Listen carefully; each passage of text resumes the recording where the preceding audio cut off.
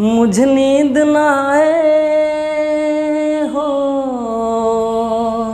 मुझे नींद ना आए, मुझे चैन ना आए, कोई जाए जरा ढूंढ के लाए, न जाने कहाँ दिल खो गया, न जाने कहाँ दिल खो गया।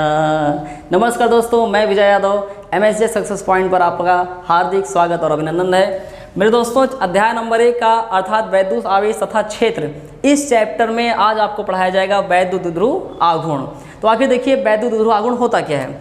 देखिए इसके पहले लेक्चर में आपने देखा था कि जो वैद्युत द्विध्रुव होता है वो होता क्या है, वो अपने आप में एक सिस्टम होता है। वैद्युत द्विध्रुव क्या होता है, अपने आप में एक सिस्टम होता है, एक निकाय होता है जिसमें दो बराबर परंतु विपरीत प्रकार के आवेश एक दूसरे से अल्प दूरी पर होते हैं। और वो अल्प दूरी क्या होती है भाई साहब, वो भाई साहब होती है 2L। ठीक है, यहाँ -q आवेश है, यहाँ +q आवेश है, और इन दोनों आवेशों के बीच में एक परिमित दूरी होती है, एक फिक्स दूरी होती है, और वो फिक्स दूरी कितना है 2L। ठीक, अच्छा, तो अब आते हैं चर्चा करते हैं वैद्युत द्विध्रुव आघूर्ण पे कि आखिर आपका वैद्युत द्विध्रुव आघूर्ण क्या है।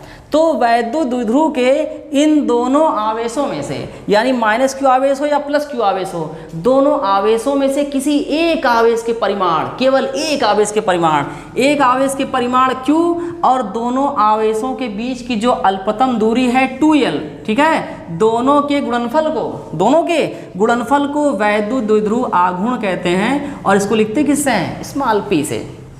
बात क्लियर है। तो आप कह सकते हैं वैद्युत द्विध्रुव के दोनों आवेशों में से, यानी -q आवेश हो या +q आवेश हो, दोनों आवेशों में से किसी एक आवेश के परिमाण q और दोनों आवेशों के बीच की जो अल्पतम दूरी है 2L, इन दोनों के गुणनफल को वैद्युत द्विध्रुव आघूर्ण कहते हैं। और वैद्युत द्विध्रुव आघूर्ण को दर्शाते किससे हैं, P से। किससे, P से। ठीक है भाई साहब। अच्छा, अब आते हैं इसके मात्रक पे, ठीक, और राशि पर। तो देखिए जो वैद्युत द्विध्रुव आघूर्ण है ये एक सदिश राशि है, एक वेक्टर क्वांटिटीज है। इसकी डायरेक्शन किधर होती है, इसकी दिशा होती है -q आवेश से +q आवेश की तरफ।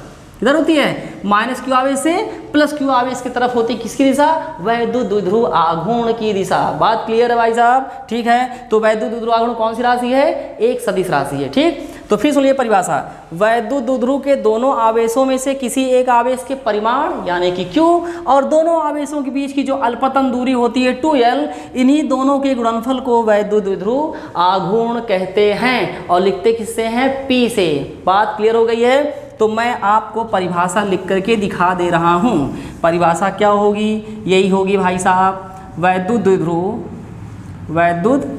द्विध्रुव के दोनों आवेशों में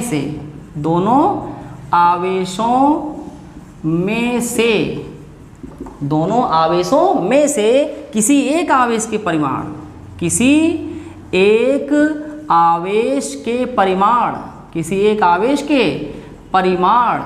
ठीक है, यानी कि q, ठीक, एवं दोनों आवेशों के बीच की अल्पतम दूरी, वो अल्पतम दूरी क्या भाई साहब, वो भाई साहब 2L है। क्या है, 2L। दोनों आवेशों के बीच की अल्पतम दूरी 2L के गुणनफल को क्या बोलते हैं, वैद्युत द्विध्रुव आघूर्ण कहते हैं। क्या कहते हैं, वैद्युत द्विध्रुव आघूर्ण कहते हैं। ठीक है, अच्छा जी, आघूर्ण कहते हैं।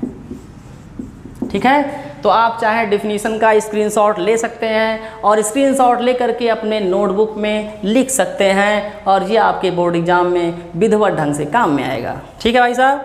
अच्छा भाई साहब, तो आप समझ गए ना कि वैद्युत द्विध्रुव आघूर्ण क्या है। वैद्युत द्विध्रुव आघूर्ण एक कौन सी राशि है, सदिश राशि है। अच्छा, इसके मात्रक भी चर्चा कर लेते हैं कि इसका मात्रक क्या होगा। ठीक है, तो देखिए मात्रक क्या होगा।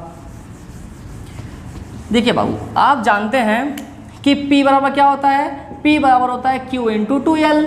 ठीक है, अगर हम P का मात्रक निकालें, यानी वैद्युत द्विध्रुव आघूर्ण का मात्रक निकालें, तो इसका मात्रक क्या हो जाएगा, इसका मात्रक हो जाएगा, देखिए आवेश का मात्रक गुणे लंबाई का मात्रक, तो आवेश का मात्रक हो जाएगा कूलाम, गुलाम नहीं कूलाम, क्या नाम है, कूलाम। और 2L क्या है, लंबाई है, लंबाई का मात्रक क्या होगा, मीटर होगा, क्या होगा, मीटर। ठीक है, तो ठीक है भाई साहब, वैद्युत ध्रुव आघूर्ण का मात्रक क्या हो जाएगा, कूलाम मीटर। ठीक है, तब तक के लिए नमस्कार, और नेक्स्ट वीडियो में फिर आपके साथ मिलेंगे नए अंदाज के साथ।